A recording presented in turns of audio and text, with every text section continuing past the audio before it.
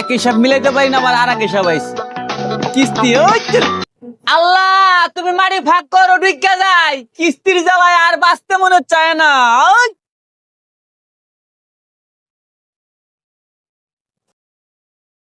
ব্যাপারটা কি বাউল ভাই যে ফোন দিতেছি, ফোনটা ধরে না। কিস্তি নেওয়ার সময় তো একরকম কথা কইছে, আজকে আর গিয়ে সরাসরি গেরে দিয়ে যাবো গা।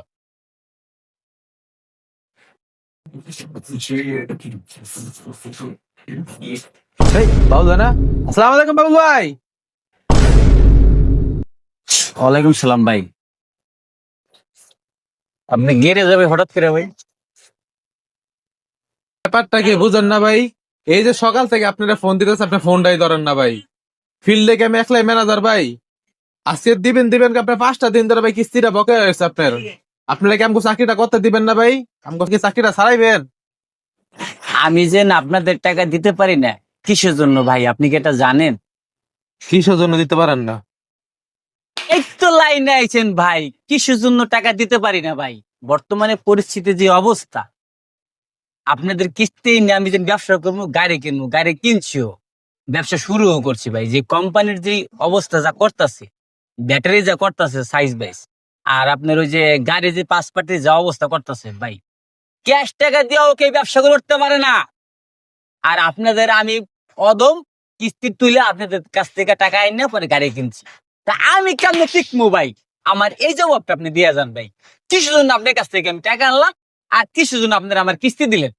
কন, আমি আপনাদের টাকা দিমু কই থেকে, কেমনে দিমু ভাই? আমি তো চলতে পারি না, খাইতে পারি না, আমি তো চলতে পারি না।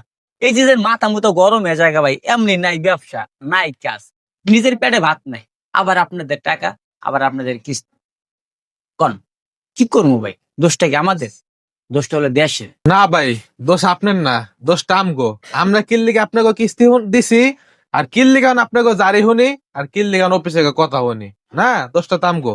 আমরা কিল্লে কিস্তি দিছি, ঠিক আছে? যখন কিস্তিটা আনছেন তখন তো এরকম কথা কন নাই।